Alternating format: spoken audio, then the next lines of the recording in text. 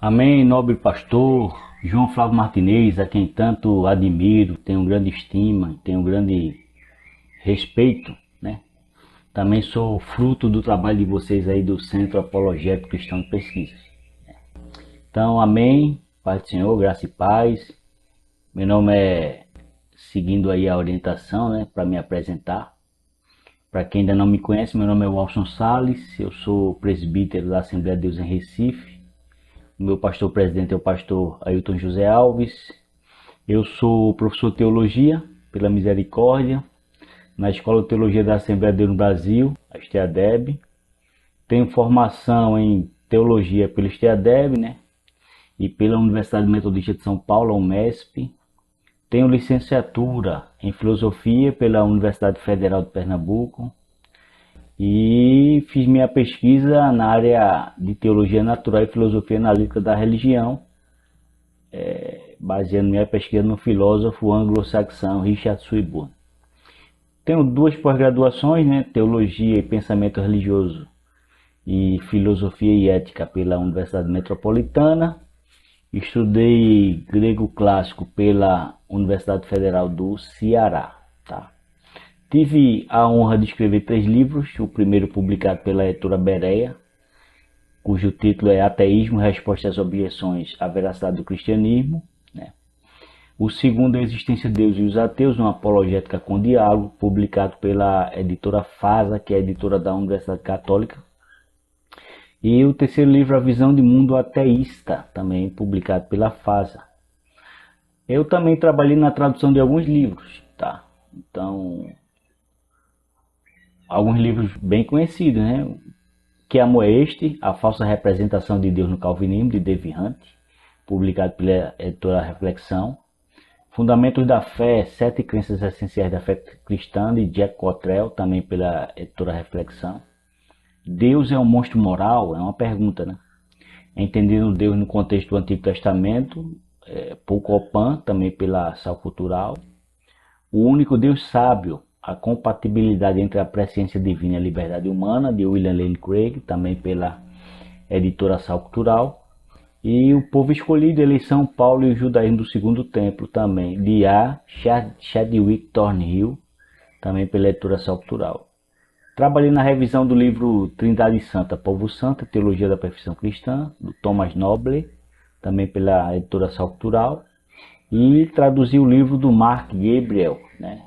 A tradução livre seria Jornada para Dentro da Mente de um Terrorista Islâmico, porque eles nos odeiam e como podemos mudar suas mentes, do Mark Gabriel. Esse livro já está traduzido, revisado, só falta uma editora conseguir os direitos autorais para essa obra ser publicada. Um livro excelente, tá? Eu também tenho um site, né, o Bom Dia com Teologia, né? E quem quiser conhecer mais o site é só entrar lá, bomdiacomteologia.com, e você vai ver lá o 1.700 artigos. Não chega o número de artigos e recursos que tem no CACP, mas tem alguma coisa lá que pode ajudar em alguma coisa. Tá bom? Então aí apenas me apresentando, tá? Pois bem, é uma pergunta importante, né? O calvinismo pode deixar alguém maluco com essa sua predestinação fatalista, onde o homem não passa de uma marionete do destino? É uma pergunta importante, né? Antes de responder essa pergunta, eu gostaria de contar uma pequena história, tá? Em 2004, aqui em Recife, teve uma onda de proselitismo calvinista, tá? Alguns professores de teologia começaram a fazer propaganda do tipo: o calvinismo representa as antigas doutrinas da graça, ou o calvinismo é o evangelho. Eles chegavam a dizer isso mesmo, tá? Que é a ideia de que uma pessoa só pode ser salva se for calvinista, né? Quando comecei a estudar teologia na STEADEB, em 2005, né? E a STEADEB é o seminário aqui da nossa igreja, tá? Assembleia de Deus em Recife. É a escola onde eu leciono hoje, né? Eu fui me inteirando da polêmica, tá? Que havia começado em 2004. E também fui vítima do proselitismo calvinista. Na época eu estava lendo um dos livros de C.S. Lewis, né, que dizia que quando C.S. Lewis presidiu o Clube Socrático, eles tinham um lema. Qual era esse lema? Seguir as evidências até onde elas conduzissem. Então eu havia me apropriado desse lema para a minha vida e decidi com o coração aberto investigar se, como diziam os calvinistas na época, se a Assembleia de Deus, eles diziam que a Assembleia de Deus não representava o verdadeiro evangelho. Tá? O problema é que na época não tínhamos nada criticando o calvinismo como temos hoje, literalmente nada. Aos poucos foram surgindo grupos de estudos e debates. Depois surgiu o site do Paulo César Antunes, o arminianismo.com, e o CACP, né, que não tinha um conteúdo específico, mas o pastor Natanael Rinaldi, o próprio pastor João Flávio Martinez, sempre falaram nesse assunto. O próprio Paulo Cristiano da Silva, né, na época me enviou uma apostila sobre o tema com 27 páginas, excelente inclusive, tá? Falar sobre o assunto aqui e ali, tá? Se pronunciava também, tá? Não era específico, mas se pronunciava. Aqui na minha região haviam 3 pessoas esclarecendo e adentrando o tema, né? Lutando contra esse proselitismo, né? O meu próprio pastor presidente, o pastor Hilton José Alves, né? Sempre advertiu os irmãos nos cultos de doutrina, né? Ele sempre dizia acerca da nossa convenção doutrinária, da nossa linha doutrinária e tal, que não é muito alinhada ao calvinismo no que diz respeito à doutrina da salvação, né? Tinha um professor da STADEB que praticamente sozinho começou a escrever textos e apostilas sobre o calvinismo. O professor Saulo Soares da Silva, a quem tenho grande estima, né? E um obreiro que na época debatia com os calvinistas na internet, né? O Ebenezer Oliveira, que hoje também leciona na STADEB e escreveu um livro criticando o calvinismo, cujo título é A Doutrina da Predestinação em Calvino e o Caráter de Deus. Tá? Esse livro foi publicado pela editora Berea aqui no Recife. Você consegue comprar também pela internet no site da editora Berea. Livro excelente. O professor Saulo Soares, também é escritor hoje, com 3 livros publicados. Bem, hoje temos muitos livros publicados criticando formalmente o calvinismo e temos representantes que são temidos pelos calvinistas para debates, como o pastor Juliano Fraga, o pastor Elias Soares, o pastor Carlos Augusto Vailate, entre outros. Tá? O que eu vi nas pessoas que abandonaram suas igrejas e viraram calvinistas? Uma descaracterização plena. Tá? Por quê? Por causa do antinomianismo. Não todas, me entenda, mas grande parte começou a ingerir bebidas alcoólicas, fumar, viver uma vida desordenada. Sabemos que os medalhões do calvinismo negam que um crente calvinista deva viver assim, mas na prática, em muitos casos, é isso que acontece, tá? Então, não são todos, mas isso aconteceu com uma certa frequência.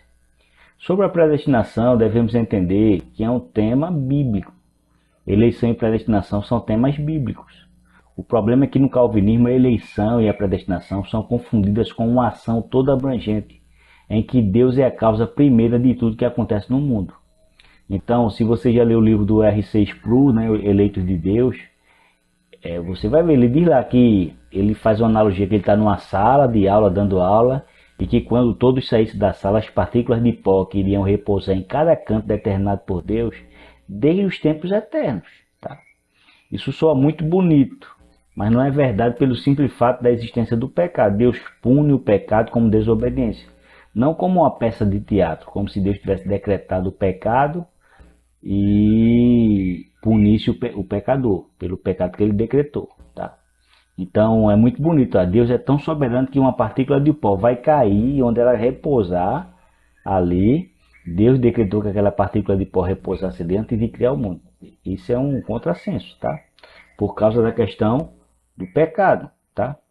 Nesse exato momento que estamos aqui nessa entrevista, estão acontecendo injustiças e pecados horrendos como estupros de crianças e assassinatos que Deus irá punir pela culpa do pecador, tá? E não porque ele decretou que o homem pecasse e depois fosse punir o homem por isso. Então, é fato que se o calvinismo estiver correto, muitas coisas não fazem sentido na nossa realidade. Por exemplo, Calvino acreditava e defendia a dupla predestinação. ele deixa isso bem claro nas Institutas. É aqui que ele se afasta do Agostinho Velho. O Agostinho Velho, que mudou de ideia 9 anos antes de morrer, escreveu o livro Confissões. Agostinho defendeu ali a predestinação dos santos e ele defendia a predestinação dos santos e dizia que Deus passava por cima da massa de perdição. Então, para Agostinho, Deus escolhia alguns para ser salvos e deixava os outros seguir o seu curso, tá? Calvino não. Calvino defendeu que Deus escolheu desde os tempos eternos quem seria salvo e quem seria condenado, tá? Como conciliar essa ideia com as afirmações de Deus por meio do profeta Ezequiel, que dizia: eu não tenho prazer na morte do ímpio antes que ele se converta e viva? Ou a ideia contida em João 3,16, de que Deus amou o mundo todo, ou a ideia de que Deus não quer que ninguém pereça, mas que todos cheguem ao pleno conhecimento da verdade. São ideias que se contradizem. Ou você fica com a Bíblia, ou você fica com Calvino. Ainda sobre predestinação, Calvino defendeu a graça evanescente, a graça temporária. O que significa isso? O próprio João Calvino explica, está lá no livro concernente à predestinação eterna de Deus. Esse livro está em inglês, está na página 66, ele diz o seguinte, abre aspas: ninguém pense que aqueles que se desviam eram predestinados, chamados de acordo com o propósito e verdadeiros filhos da promessa, pois aqueles que parecem viver piedosamente podem ser chamados filhos de Deus, mas visto que eles eventualmente viverão impiedosamente e morrerão nessa impiedade, Deus não os chama de filhos em sua presciência. Há filhos de Deus que ainda não aparecem para nós, mas o são agora para Deus. E há aqueles que, por alguma graça atribuída ou temporária, são chamados por nós, mas não são assim para Deus. Fecha aspas. Então, o que ele está dizendo aqui é que existem algumas pessoas que estão na igreja hoje que não são eleitos, nem foram escolhidos, tá? E nem tem como saber quem são. Ninguém tem como saber quem é o eleito, tá? E as pessoas estão na igreja hoje usufruindo de uma graça temporária e de repente Deus vai retirar essa graça e eles vão ser lançados no inferno, tá? Calvino acrescenta nas Institutas da Religião Cristã 3.24.8, tá? Abre aspas aí. Calvino diz, abre aspas: no entanto, às vezes ele também faz com que aqueles a quem ele ilumina apenas por um tempo participem dessa graça. Então, ele justamente os abandona por causa da ingratidão e os atinge com a cegueira ainda maior. Fecha aspas, tá? No mesmo texto, traduzido direto do latim, para o português, lá está assim, abre aspas: contudo, às vezes também faz participantes dela aqueles a quem ilumina apenas por um tempo. Depois os abandona ao mérito de sua ingratidão e os fere de cegueira mais profunda. Fecha aspas. Então, o que Calvino está dizendo aqui? Calvino está dizendo que existe a apostasia, que a apostasia de fato uma pessoa pode ser crente, e uma pessoa só pode estar em estado de apostasia porque esteve na fé. Não, o que ele está dizendo é o seguinte aqui, que a pessoa que está na igreja recebeu uma graça temporária de Deus. Ela não é eleita e não vai ser salva. Então Deus dá uma graça temporária, ela fica um tempo na igreja, Deus retira essa graça e fere a pessoa de uma cegueira mais profunda. Tá? Eu particularmente, pastor João, já conversei com calvinistas que me disseram que se fosse um desses crentes temporários, eles seriam condenados para a glória de Deus. Veja, seriam essas as boas novas do evangelho pregado por Jesus? Claro que não. Como um calvinista pode ter certeza de ser um dos eleitos? É surreal isso tudo, né? Então, essa ideia não representa o verdadeiro evangelho, não representa o Deus apresentado por Jesus de Nazaré. Então, veja, e o Senhor disse aí, né? Se o calvinismo estiver correto, o homem não passa de uma marionete, pois tudo que o homem faz, pensa ou fala foram determinados por Deus. A liberdade é uma ilusão, o serviço voluntário é uma ilusão, as virtudes humanas são ilusões, os pecados são ilusões, porque o homem peca porque Deus decretou que ele pecasse. O homem não erra ou acerta, é Deus quem decreta e microgerencia tudo. Então, quando um calvinista vem fazer proselitismo e tentar fazer com que as pessoas abandonem suas tradições, até mesmo quando eles evangelizam, o que se espera uma mudança volitiva por parte do intelector, logicamente, né? Será que o calvinista não estaria tentando intervir no decreto de Deus? Ou ele foi decretado a ser calvinista e o outro a ser arminiano, e outro a ser homossexual, e outro a ser satanista e assim por diante? Para mim, o calvinismo não faz sentido, e se for levado às últimas consequências, a pessoa fica louca mesmo. Não tem como coadunar o calvinismo com a nossa realidade. Tá? Ok, essa pergunta também é importante, tá? Por que o fatalismo é um problema para quem faz apologética clássica, tá? Porque a ideia de que Deus sendo o autor do pecado e o autor do mal é realmente problemático na defesa da fé, tá? Contextualizando aí sua pergunta, é problemático. Então, sim, realmente muito problemático. Principalmente por causa do problema do mal. Os críticos do cristianismo, principalmente os ateus, utilizam o problema do mal como uma suposta prova de que Deus não existe. Tá? Eles advogam a ideia de que é incompatível a existência de Deus e a existência do mal, os ateus. Tá? Esse grupo gosta muito de utilizar o desafio de Epicuro. Né? A grosso modo, o desafio é mais ou menos assim. Né? Se Deus existe e o mal existe, então Deus não é todo poderoso, porque ele não tem poder de acabar com o mal. E se Deus existe e o mal existe, então Deus não é todo amoroso, porque ele não quer acabar com o mal. Agora, ora, se Deus existe, ainda que não fosse todo poderoso para acabar com o mal, Deus existe e o ateísmo é falso. E ainda que Deus existe e não fosse todo amoroso para querer acabar com o mal, Deus existe e o ateísmo é falso. De todas as formas, Deus existe.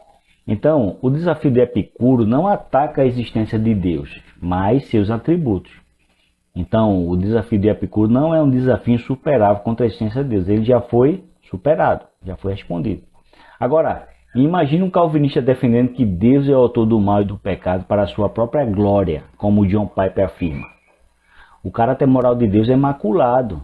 Deus se torna, na melhor das hipóteses, amoral e, na pior das hipóteses, imoral. Teve até um debate, né, do William Lane Craig com um ateu chamado Edwin Curley. O interessante nesse debate é que o ateu é um apóstata do cristianismo, um desviado, um apóstata, que critica o Deus cristão baseado no conceito calvinista de Deus como autor do mal e do pecado. Então ele era crente, se desviou, abandonou a fé cristã e virou ateu, mas ele era um crente calvinista. Então Craig desmantelou o ateu, apenas mostrando que o Deus cristão não era necessariamente o Deus do calvinismo. Tá? Eu e o Samuel Coutinho traduzimos um trecho importante desse debate e ele publicou no site dele. Né? O site é o Deus Amou o Mundo. Está lá em forma de texto. Vale a pena ler, muito interessante. Tá? Debate entre Craig e Curley. Está lá no site Deus Amou o Mundo. Tá? Agora, imagine ainda um crítico fazendo citações de cristãos calvinistas radicais, como essas que eu vou mencionar agora. O próprio João Calvino disse certa vez: se ele, Servetes, vier a Genebra, eu nunca o deixarei escapar vivo, se a minha autoridade tiver peso. Está lá na Enciclopédia de Conhecimento Religioso de Schaff Herzog, da Baker Book House. Né?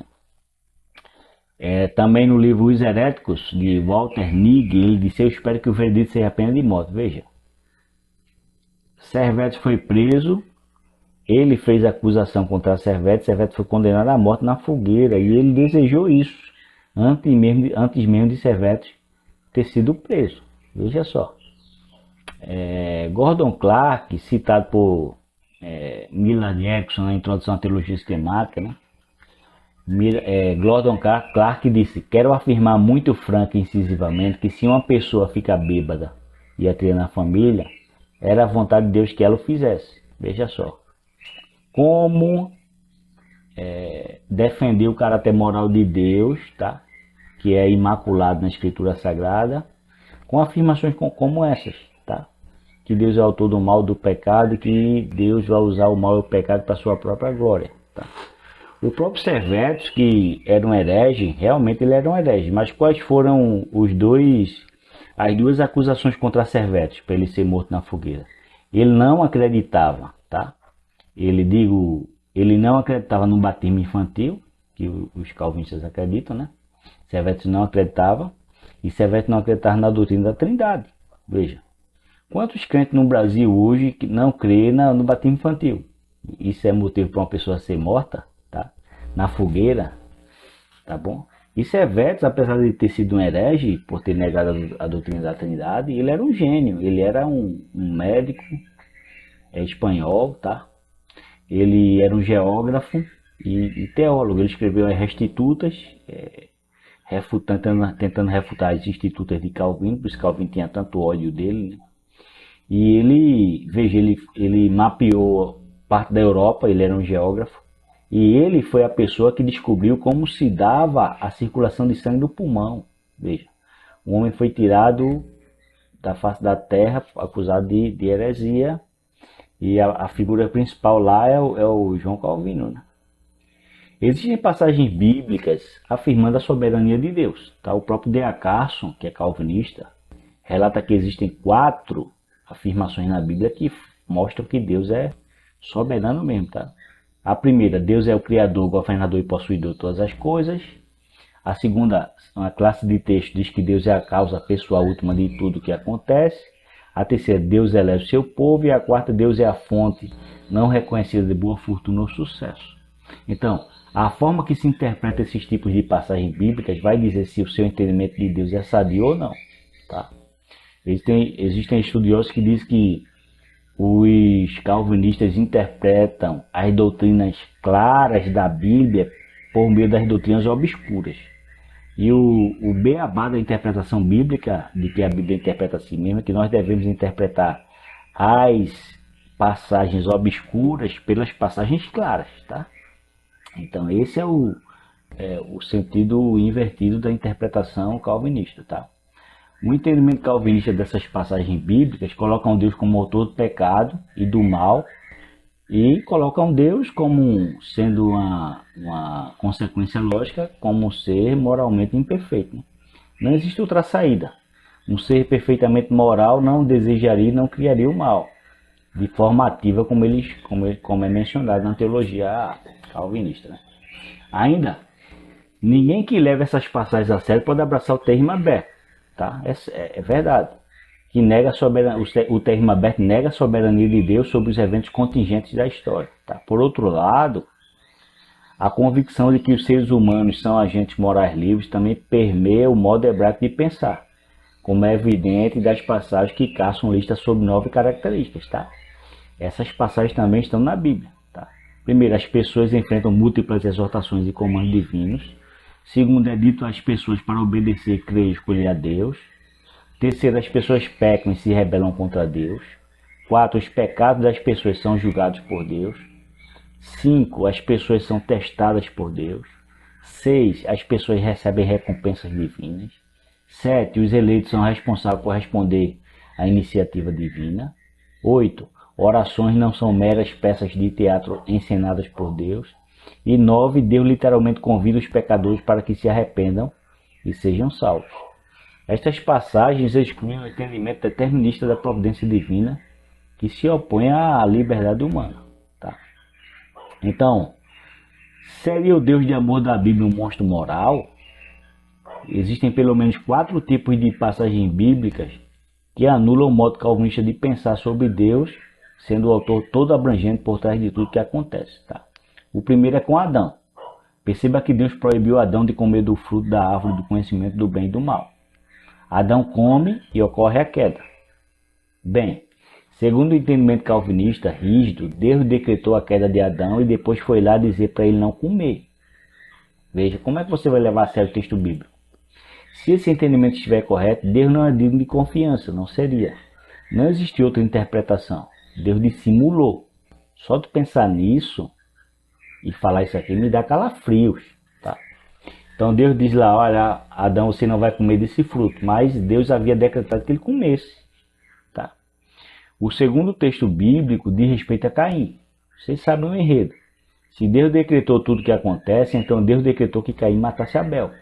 Mas na trama bíblica, Deus foi lá e disse que estava sob o controle de Caim. Veja o que diz o texto bíblico lá, né? Gênesis 4, 6 e 7, depois 4, 10 e 11, olha só. E o Senhor disse a Caim, por que tiraste? E por que deixa cair o teu semblante? Se bem fizeres, não serás aceito, e se não fizeres bem, o pecado jaz à porta, e sobre ti será o seu desejo, mas sobre eles deves dominar. E disse Deus: que fizeste? A voz do sangue do teu irmão clama a mim desde a terra, e agora maldito és tu desde a terra, que abriu a sua boca para receber da tua mão o sangue do teu irmão. Veja só. Se o entendimento calvinista estiver correto, Deus não é digno de confiança. Não existe outra possibilidade. Outra passagem interessante está no livro de Jó. Está lá em Jó 42:7. Sucedeu que, acabando o Senhor de falar aquelas palavras, a Jó aquelas palavras, o Senhor disse a Elifaz, o temanita: a minha ira se acendeu contra ti e contra os teus 2 amigos, porque não falaste de mim o que era reto, como o meu servo Jó. Perceba que Deus diz a Jó que os amigos dele não falaram que era reto sobre Deus. Será que os calvinistas, os hipercalvinistas, não têm temor de dizer que Deus é o autor do pecado e do mal? Francisco Gomaros, o calvinista que perseguiu ferozmente Armínio, dizia que Deus move as línguas dos homens para blasfemar. Como Deus pode causar a fala dos amigos de Jó e os condenar por isso? Deus é perfeitamente moral, amoral ou imoral? Isso é uma pergunta. Eu fico com Deus da Bíblia, que é perfeitamente moral. Outra passagem bem contundente é Jeremias 7:31. Tá? Olha o que diz Jeremias 7:31. E edificaram os altos de Tofete, que está no vale do filho de Nom, para queimarem no fogo a seus filhos e suas filhas, o que nunca ordenei, nem me subiu ao coração. Jeremias 7:31. Então, precisa dizer mais alguma coisa? O entendimento calvinista de Deus atrapalha a apologética clássica, atrapalha o evangelismo e atrapalha até o crescimento sadio da igreja. Uma igreja com um entendimento determinista da realidade não vai ser uma igreja evangelista. Digo, evangelística. Nem eles poderão pregar tudo que acreditam e defendem aos descrentes. Tá? Como é que um evangelista iria subir num púlpito, numa cruzada evangelística, ao ar livre e dizer: olha, Deus não ama a todos? Me diga aí como seria isso. Deus, talvez você esteja aqui hoje, Deus não ama você. Percebe? Ok. Essa também é uma pergunta importante. O orgulho doutrinal do calvinismo. Tá? Isso é péssimo. Até os calvinistas reconhecem, tá, e aconselham os seus membros a tentar melhorar nesse quesito. Tá? Isso é péssimo. Quando fui vítima de proselitismo, os calvinistas diziam que o calvinismo é o evangelho. Tá? Isso me deixava meio atordoado. Quando fui investigar mais a fundo, a coisa não é bem assim. Eu creio que o senhor já leu, mas indica a leitura aos ouvintes aqui do capítulo 5 do livro do David Hunt. Tá? Calvino teve um testemunho horrível. Tá? Participou da condenação e morte de Servetus, desejou a morte de Servetus por heresia. Esse não é e não deveria ser o testemunho de um seguidor de Jesus. Tá? O calvinismo no Brasil está intimamente ligado à maçonaria, que é lastimável. Houve uma divisão na maior denominação calvinista do Brasil por causa da maçonaria. Eles acreditam no determinismo e, por implicação, no fatalismo. Se alguém diz que o calvinismo é o evangelho, isso também implica em exclusivismo soteriológico, ou seja, a ideia de que apenas os calvinistas serão salvos. Isso é grave. A ideia é que qualquer denominação ou pessoa que não seja calvinista não é ou não seria uma denominação séria ou uma pessoa verdadeiramente salva, que é um absurdo. Mas a implicação dessas afirmações realmente é essa. Acho que o único tipo de orgulho que devemos ter é o de conhecer ao Senhor. Deus diz lá em Jeremias 9:24, aquele que se orgulha, orgulhe-se nisso, em me conhecer. Tá? Então, realmente é um péssimo testemunho. Ok, eu acho que o calvinismo tem causado, ele faz mais mal do que bem, ele tem causado um grande prejuízo, inclusive no cristianismo protestante na Europa. Tá? Falando da minha experiência, o calvinista não traz tanta saúde espiritual assim. O calvinismo não. Tá? Como disse, o antinomianismo que permeia o entendimento calvinista faz as pessoas viverem de forma desordenada. Não todos, me entenda, não de forma generalizada. Existem muitas pessoas santas dentro das igrejas calvinistas, tá? Mas o antinomianismo é a ideia de que, olha, eu já estou salvo, uma vez salvo, salvo para sempre, então o que quer que eu faça não vai tirar de mim a condição de eleito. Se bem que eles não têm como saber se são eleitos ou não, devido ao entendimento da graça evanescente, tá? Mas repito, existem muitos calvinistas que prezam pela santidade, mas infelizmente as crenças centrais dos decretos todo abrangentes realmente traz esse entendimento. A ideia é a seguinte: se eu sou um dos eleitos, não importa o que eu faça, jamais deixarei de ser um eleito. Aí está a armadilha. Essa é a doutrina de uma vez salvo, salvo para sempre. É um dos pontos do calvinismo, um dos cinco pontos. Pense bem, se as advertências contra a apostasia nas escrituras são apenas retóricas, o que faz um crente que pensa que é um eleito quando peca? Muitos permanecem pecando. Tem os livros do Daniel Corner sobre esse ponto do calvinismo. Infelizmente não foram ainda publicados no Brasil. Um desses livros tem 800 páginas, tá? Eu recomendo. Outra forma de olhar isso é sobre a saúde e crescimento da igreja. Aí aqui é muito grave. Geralmente os calvinistas tentam, para tentar justificar suas igrejas minúsculas, eles dizem que Deus não quer quantidade, mas qualidade. E isso é falso, tá? Isso é falso. Deus quer quantidade e qualidade. É só ver o que está contido nos evangelhos e epístolas sobre isso. Olha as primeiras pregações de Pedro em Atos. Olha Deus dizendo que ama o mundo. Em João 3,16, que Jesus morreu por todos, que Deus não quer que ninguém pereça, mas que todos cheguem ao pleno conhecimento da verdade, e por aí vai. O que se esperaria de uma comunidade cristã que acredita que Deus escolheu quem será salvo e quem será condenado? Isso vai incorrer em vitalidade no evangelismo? Crescimento? Claro que não. O contrário é que é verdadeiro. Essa igreja será naturalmente fraca na área do evangelismo. Olha o crescimento da igreja primitiva, por exemplo. Don Richardson diz no livro, o livro Fator Melquisedeque, que os 12 apóstolos logo alcançaram 3 milhões de pessoas em Jerusalém, Judéia e Samaria. Tá? É registrado que Paulo alcançou 16 milhões de pessoas com suas 3 viagens missionárias. Diga-se de passagem, alcançou não significa que essas pessoas foram convertidas, mas que o evangelho chegou a essas pessoas. Tá? Contudo, a igreja cresceu exponencialmente. Uma igreja com entendimento sadio do evangelho vai dedicar naturalmente todos os seus recursos no evangelismo. Eu não estou falando contra outras denominações, me entenda. Apenas quero mostrar o que li não muito tempo atrás. Né? Eu li há alguns anos, né, a tese de doutorado de um pastor metodista chamado Luiz Wesley.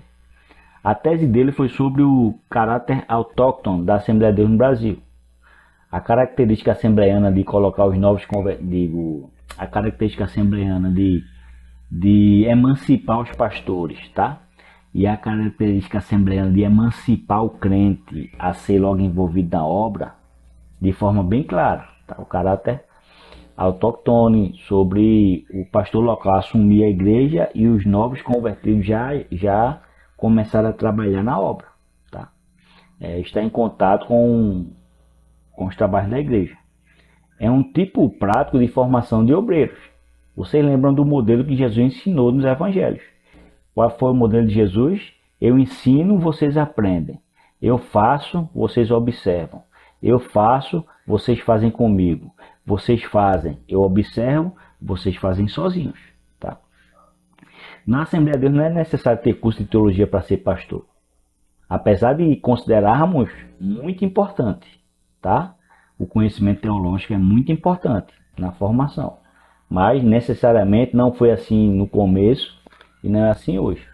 Contudo, como o movimento pentecostal, incentivamos a prática assim que o novo convertido sai do discipulado. Em se tratando de igreja, é a prática de deixar a igreja local começar a andar sozinha, com suas próprias pernas. Tá?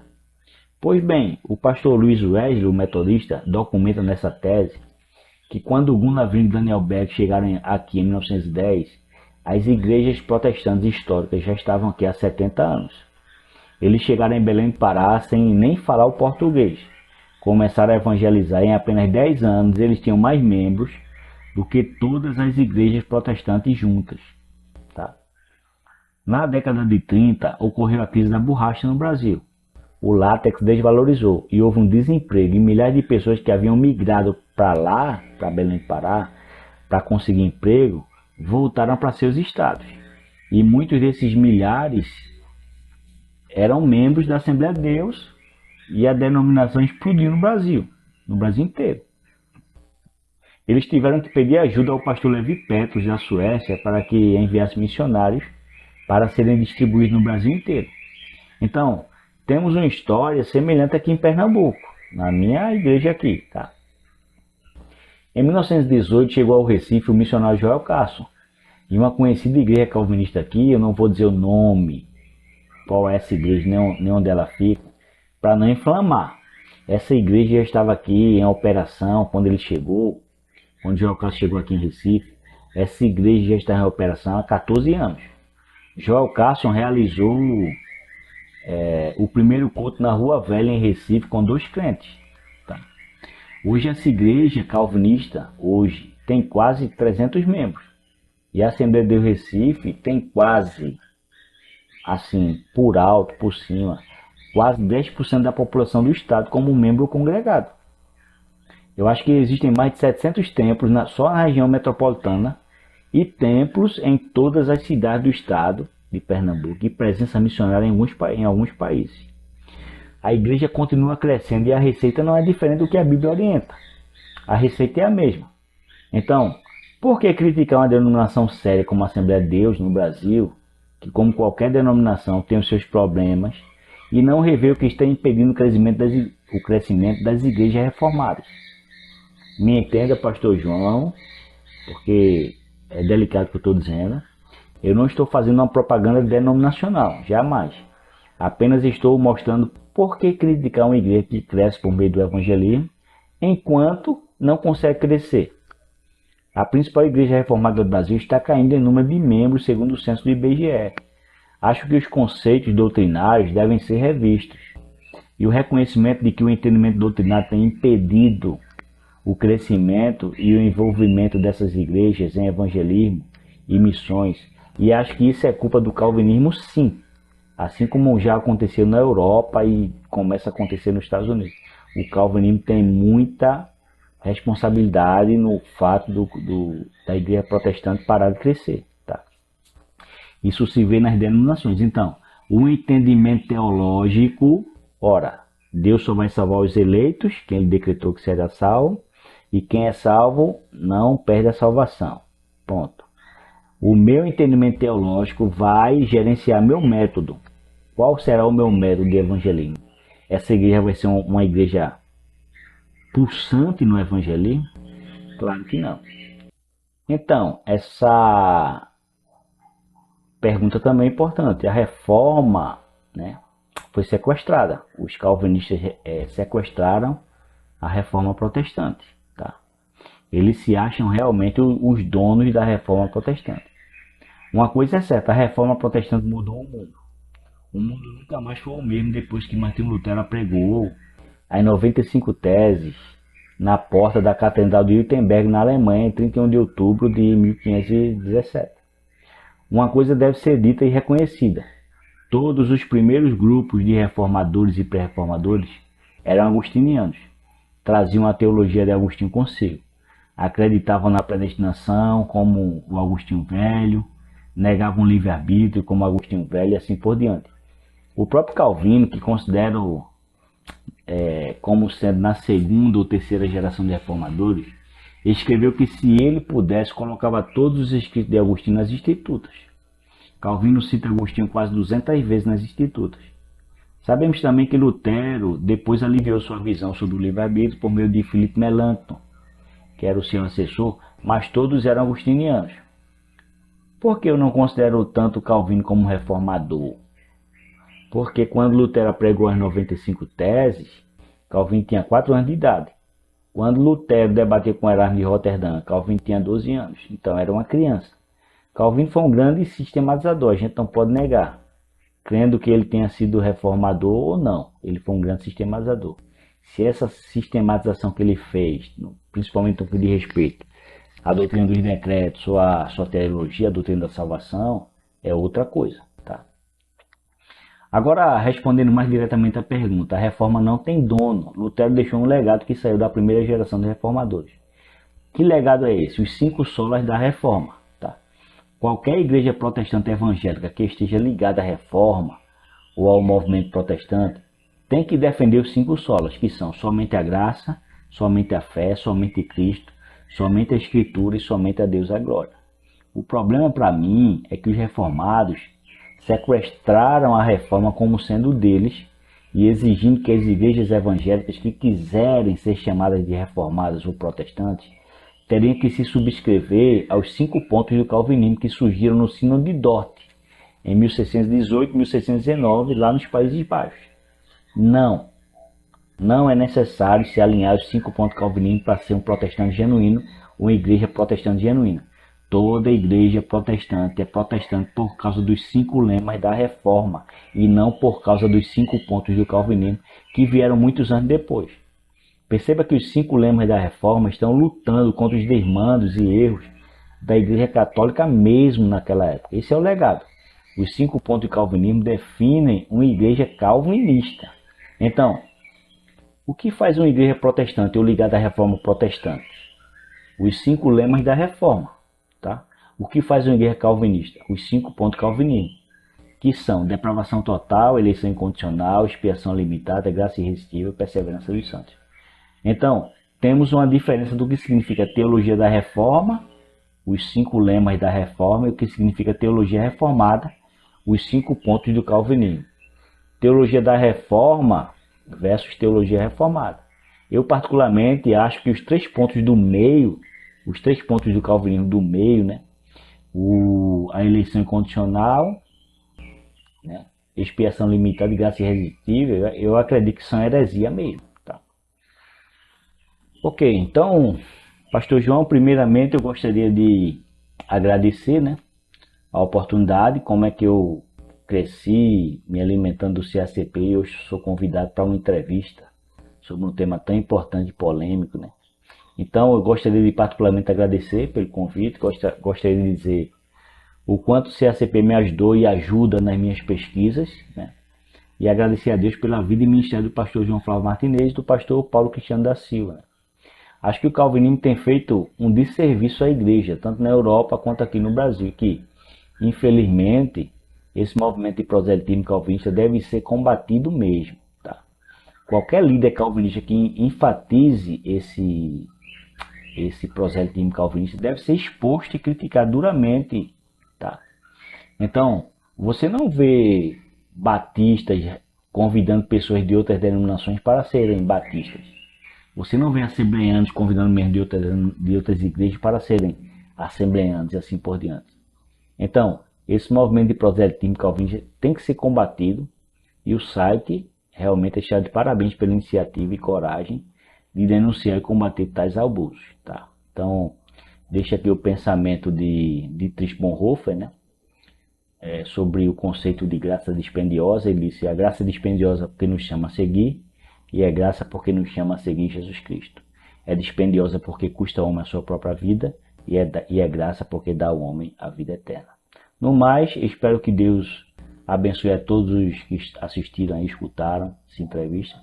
Deus abençoe a todos 1000 vezes mais e a vocês do CACP também pelo trabalho realizado. Tá bom? Deuteronômio 1:11. Fiquem com Deus, Deus abençoe em nome de Jesus.